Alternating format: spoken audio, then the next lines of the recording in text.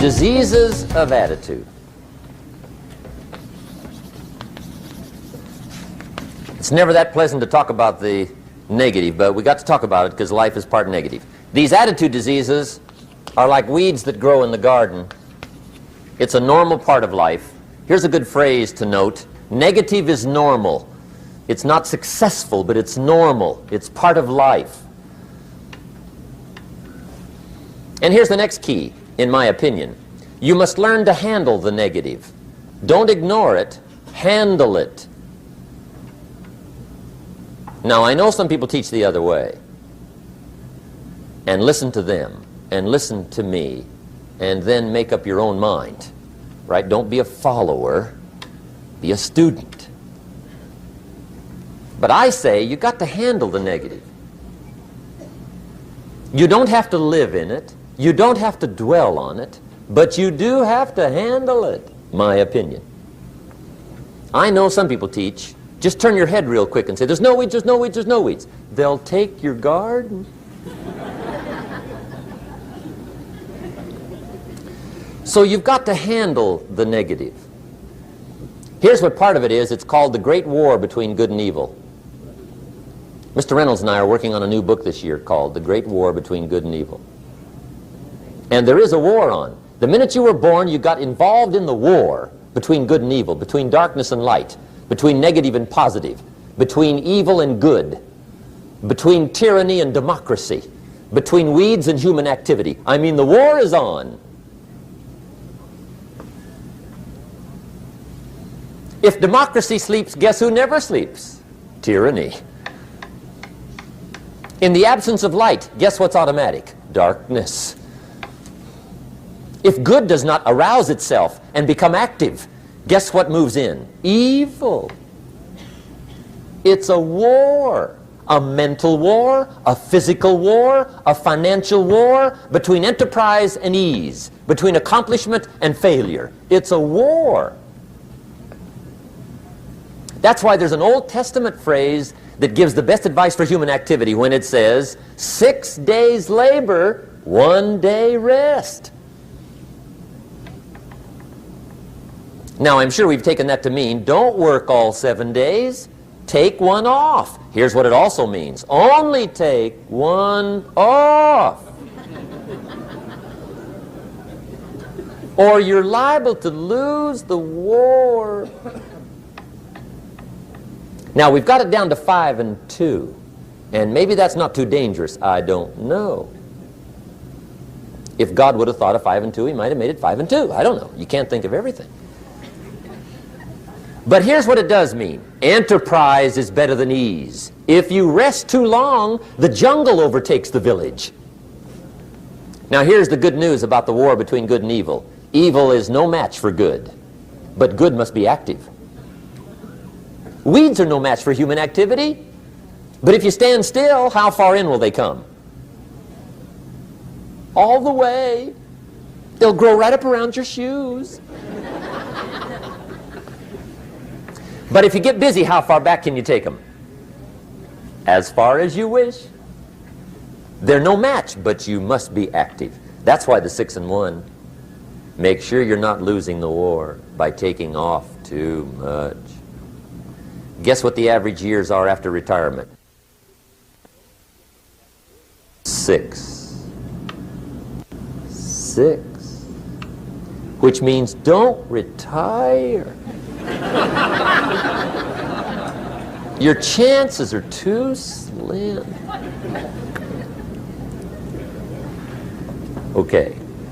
The war between good and evil, the weeds. You got to make sure you recognize the negative, handle it, deal with it, and then go on. Let's make a list of the diseases of attitude that can wreck all your chances to do well. One of the words that destroys everything is called neglect. Neglect. And I found this out. A week of neglect could cost you a year of repair. It isn't worth it. So what to be on the lookout for? Here's the list. If you were making it, you'd have the same list I've got. Right? We're not covering anything new tonight. This is a reminding session, not a teaching session. But it doesn't hurt to go over it again. Here's the list. Attitude diseases. Number one is indifference. The shrug of the shoulder. The guy's not even concerned. He's just drifting. This is called the mild approach to life. A disease known as mildness.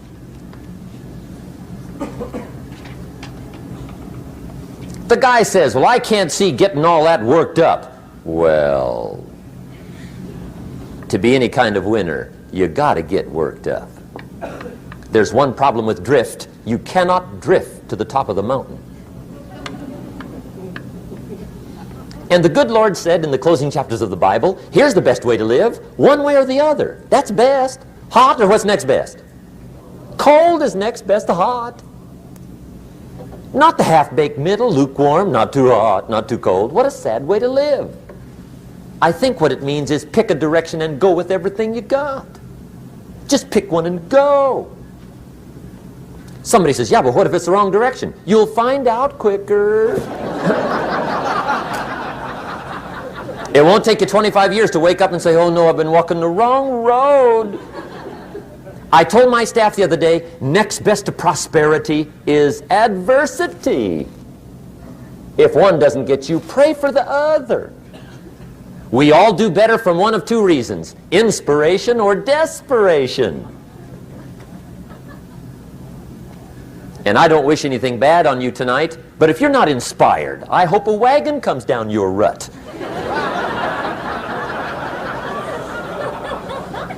Whatever it takes to get you to try harder, read more, set your goals, and go for it. Somebody asked me one time, what quality would I pick if I wanted to work with somebody? And you know what I picked first? Number one, strong feeling. Please, number one, give me somebody that feels strong. About most anything, I don't even care. Just so they believe it. Even if they disagree with me. Wonderful. Just so they disagree vigorously. I'm not saying it's easy to win those kind of people to your point of view, but I'd rather do that than to try to resurrect people from the dead. Pump them up every month. Pump them up. Pump them up. I pass. The good Lord needs a leader for the early Christians. Remember the early days of the Christians? Not like today. If you were to stand up in the early days and say, I'm a Christian, cut off your head, toss you and your wife in jail, let you rot. I mean, those were ugly days. Being a Christian back then was not called socially acceptable. They didn't have 125,000 in the Los Angeles Coliseum to hear Billy Graham on a Sunday afternoon. Not back in those days. Back in those days when the Christians got in the Coliseum, it was a different story, right? I mean, the word was, stay out of the Coliseum, especially on Sunday. Last Sunday was Lions 33, Christians nothing. See, those were mean, tough struggle days for the Christians. Now, when the days are mean and tough and struggling, you got to have some kind of leader. Do you know who the good Lord picked for the leader when the days were mean and ugly? Saul. From Tarsus. That's who he picked, Saul. I'll tell you what, I would have picked him. You would have picked him. Anybody would have picked Saul. Saul was one of those incredible guys. Once he got into something, look out. Everybody in the community knew what Saul was in.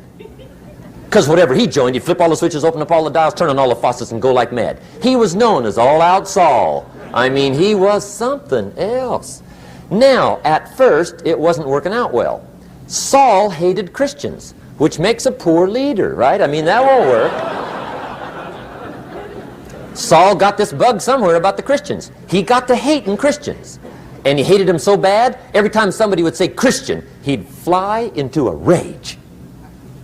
And I guess he decided one day, it was his mission in life to get rid of all the Christians. He was Saul anyhow, could do most anything he wanted to. So he got him these letters of authority to go around to the various communities and hunt down the Christians. They said, do whatever you want to with them, Saul. They're unpopular anyhow.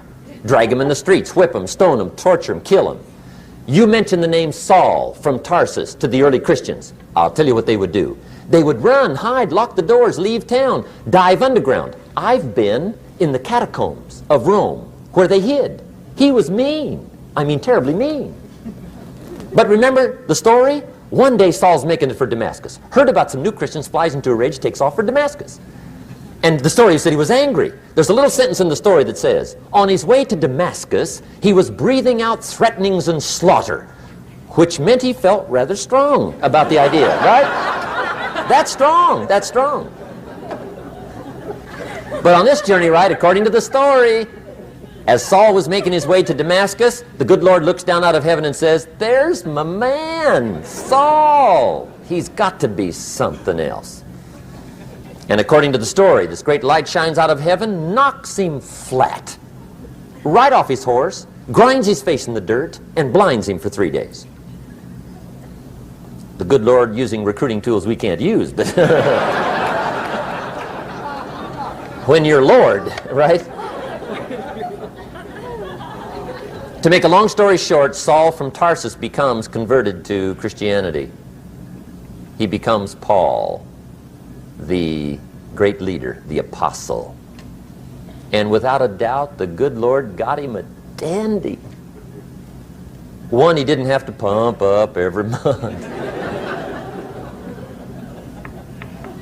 In one of his later writings, he said, the things I once hated, I now love. The things I once loved, I now hate.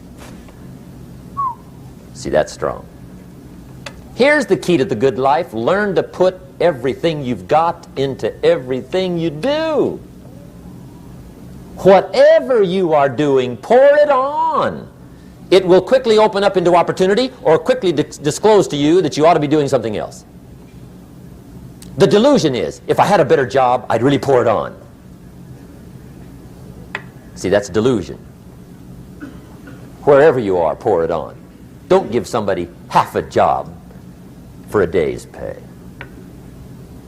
Pour it on. See, that'll help change your life. Get rid of this disease. Here's the next attitude disease, indecision. Mental paralysis. The guy can't make up his mind and it becomes a disease. Pretty soon he knows he's got it. The guy says, well, I know I'm on the fence. But he says, what if I get off on the wrong side? Listen, after a while it doesn't matter. Just get off. Any side will do. A life full of adventure is a life full of many decisions. The ones that turn out to be wrong give you better experience to make better decisions. So don't see how many decisions you can get out of, see how many you can get into. That's where the adventure is. So shake off this disease, indecision. The next one is doubt. Doubt's like a plague. And one of the worst is self-doubt. There are many, but that's one of the worst. The guy doubts himself. Doubts if it'll last that long for him. Doubts if he can do that well. Doubts if he can make that much. Doubts if he can accomplish all that. A chronic, excellent self-doubter. You can imagine what damage that does to your future. So here's the key. Turn this coin over and become a believer. And there's many things to believe in. One of the majors is yourself. The understanding of self-worth is the beginning of progress. Now, if those three don't get you, this one will. Worry. That's a devastating disease. Worry. Worry causes health problems, social problems, personal problems, family problems. It's devastating. Worry long enough, it'll drop you to your knees. Could reduce you to begging. I know how bad this one is. I used to have it bad. I used to be known as a super worrier. Not a super warrior. No, super worrier. My family wished I'd have been a warrior. I got those years to make up for. But I'll tell you what. My advice to you is do what I finally did on worry. Give it up. Who needs it? I'm not saying it's easy.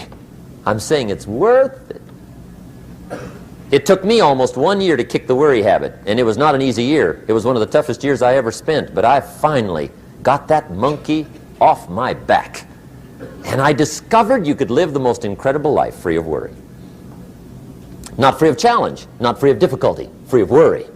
I learned how to do it, and you can. Here's the next attitude disease. Over caution. Some people never will have much. They're too cautious. Now, you can also be too reckless, but you can also be too cautious. This is called the timid approach to life. And my caution was always the risk. Risk used to drive me right up the wall. I used to say, what if this happens? It's called the language of the poor. What if this happens? And on top of that, if this was to happen, look at the fix I'd be in. I better not try. I could always ace myself out. Then I'll tell you what changed my whole life when I finally discovered it's all risky. The minute you were born, it got risky. If you think trying is risky, wait till they hand you the bill for not trying. If you think investing is risky, wait till you get the tab for not investing. See, it's all risky. Getting married is risky. Having children is risky. Going into business is risky. Investing your money is risky. It's all risky. I'll tell you how risky life is. You're not going to get out alive. That's risky. The Englishman says, well, if that's the way it's going to work out, let's give it a go. Right, that's what it's for. Give it a go. Somebody says, yeah, but I'm looking for safety and security. Fine, then huddle in a corner. We'll cover you with a sheet, bring you 3 meals a day. And we'll protect you, feed you, look after you, care for you. We won't let anything happen to you, and you'll probably live to be 100. The guy said, well, yeah, I'd live to be 100. But what a way to live. Right. What a way to live, safe and secure. Don't ask for security. Ask for adventure. Better to live 30 years full of adventure than 100 years safe in the corner. And see, it's not important how long you live. What's important is how you live. Here's the next attitude disease. We're almost through with this motley list. In fact, we're almost through. Hang on. The next one is pessimism. Pessimism, the deadly disease of always looking on the bad side, the problem side, the difficult side, checking all the reasons why it can't be done. The poor pessimist leads an ugly life. He doesn't try to figure out what's right. He tries to figure out what's wrong. He doesn't look for virtue. He looks for faults. And when he finds them, he's delighted. How ugly.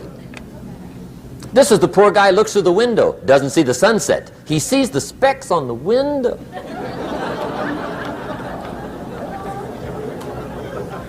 And this is the poor guy, right, who rushes up, takes such leave of his senses. This guy rushes up and he says, I've got 5 good reasons why it won't work. He's so dumb he doesn't know all he needs 1. He's got 5.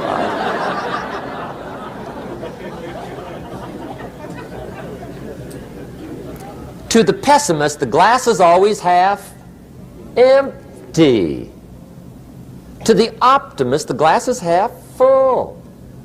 Why would the same measure affect people 2 different ways? Answer, it all depends on how you look at it. Our lives are mostly affected by the way we think things are, not the way they are. The way we think they are affects us most. There's a subject we don't have time to get into tonight called better thinking habits. One of the major things Shove taught me when I met him, he said, poor thinking habits keeps most people poor. Not poor working habits. Most people work hard, but they don't think hard. And Shove taught me that the mind is like a factory, a mental factory. And whatever you think about all day long pours ingredients into this mental factory. And that's what builds the economic, social, financial fabric of your life. He quoted me a Bible phrase that says, as you think, so you become. How awesome. When he talked about poor thinking habits, he had me. I used to start the day reading the morning newspaper. I mean, you can believe that or not. I'd get a cup of coffee and read the paper. I'd load up on wars and riots and murders and stabbings and killings and bank robberies and muggings and car wrecks and tragedies. I'd even read the back pages. I seem to like that stuff for some weird reason. I'd load up on all that, and then I'd start the day. You can imagine the kind of days I used to have. You walk around on your financial knees. They call you economic peewee.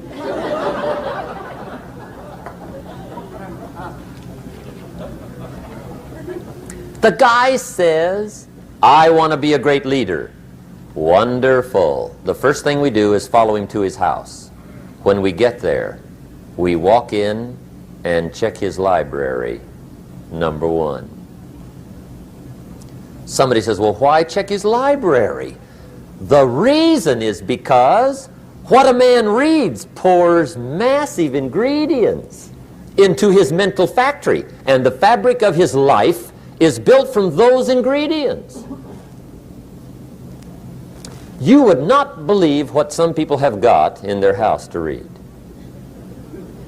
You would not believe. One of the best dressed up words I know for a lot of it is trash. Can you imagine dumping a barrel of trash into this mental factory every day and coming out with a rich, dynamic, positive life? It can't be done. You might as well try making a cake with cement. The kids back in Danbury, Connecticut, high school, they're asking me questions one day. I'm talking to the kids. Kids got good questions these days. One of them said to me, Mr. Rohn, how do you build the good life? I said, it's simple. It's not easy, but it's simple. Here's how you build anything. Select the right ingredients, keep out the wrong ingredients, and it starts with thought. Everything starts with thought. So you must be wise and careful what you think about, because that starts everything. You got to be wise and careful. I asked the kids, what would happen if somebody dropped sugar in my coffee? They said, well, you'd be okay. I said, what if somebody dropped strychnine in my coffee? They said, well, you'd be dead. I said, correct. Lesson one. Life is both sugar and strychnine. You gotta be careful. I said, what if my worst enemy drops in the sugar? They said, will you be okay? I said, what if my best friend, even by accident, drops in the strychnine? They said, well, you'd be dead. I said, correct. Lesson two. Watch your coffee.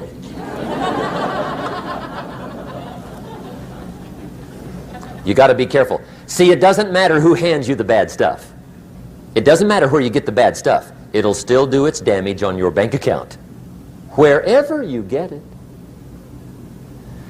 Mr. Schoaf gave me one of the greatest phrases when I first met him, when he said, Jim, every day stand guard at the door of your mind.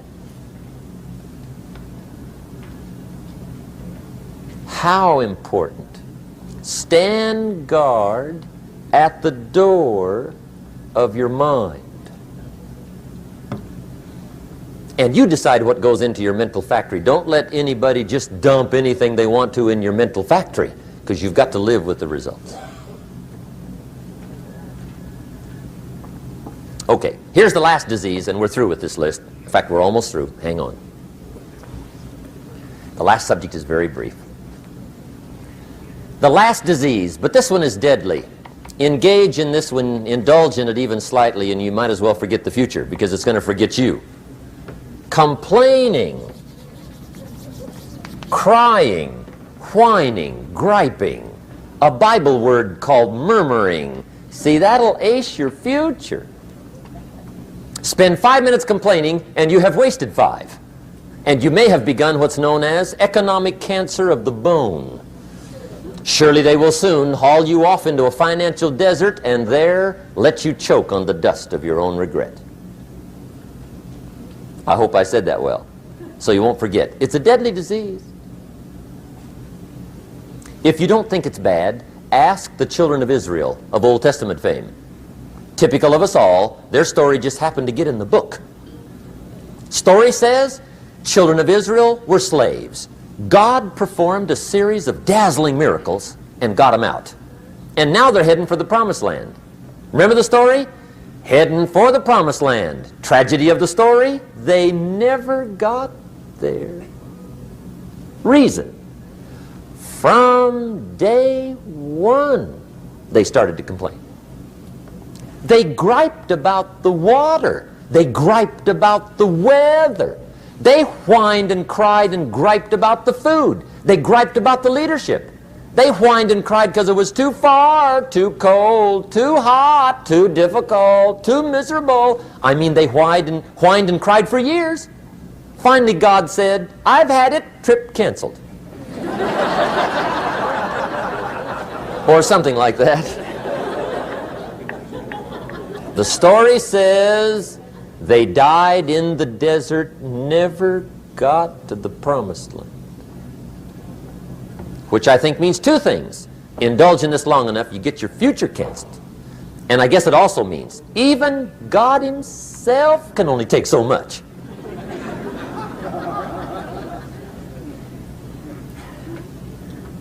Okay. Just be on the lookout of the things that can destroy all the good you start. The war is on. And this evening, tomorrow, mentally, personally, socially, economically, you got to make sure you're winning the war. And this is part of it.